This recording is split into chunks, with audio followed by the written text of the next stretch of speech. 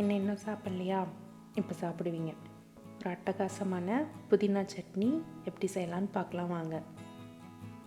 இதுக்கு ஒரு கடாயில் எண்ணெய் 2 டேபிள் ஸ்பூன், உளுத்தம்பருப்பு 1 டேபிள் ஸ்பூன், பருப்பு நல்லா ரோஸ்ட் ஆகட்டும். பூண்டு ஒரு 2, சின்ன வெங்காயம் ஒரு 10 நறுக்கி சேர்த்துக்கோங்க. பச்சை மிளகா 2, எல்லாம் நல்லா வதங்கட்டும். வெங்காயம் பூண்டு நல்லா வதங்கணும். இப்போ ஒரு கைப்பிடி புதினா இலை, ஒரு கைப்பிடி கொத்தமல்லி,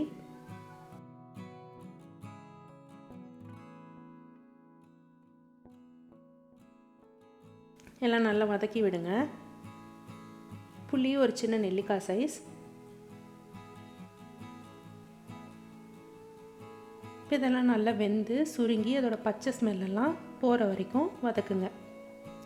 வதங்கினதுக்கப்புறமா ஆறட்டும்.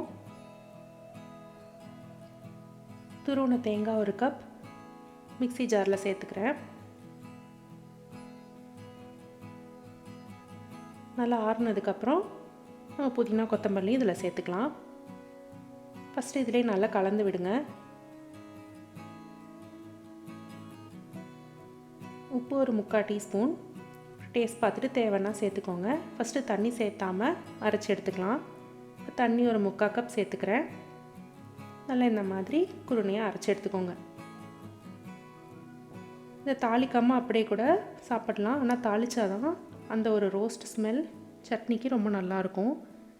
எண்ணெய் 1 டேபிள் ஸ்பூன் விட்டு கடுகு 1 டீஸ்பூன்,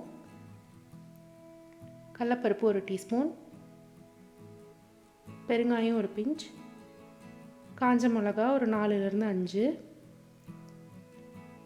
கருவேப்பிலை இலை ஒரு கொத்து. நல்லா மிளகா கலர் மாறட்டும். அவ்வளோதாங்க, இது சட்னியில் சேர்த்துருங்க.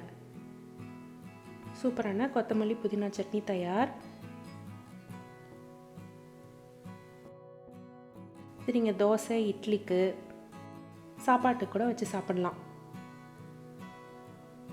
ரொம்ப டேஸ்ட்டாக இருக்கும். செஞ்சு பார்த்துட்டு எப்படி இருந்ததுன்னு கமெண்ட்டில் சொல்லுங்கள். பிடிச்சிருந்தால் லைக் பண்ணுங்கள். மறக்காமல் சப்ஸ்கிரைப் பண்ணுங்கள். நன்றி.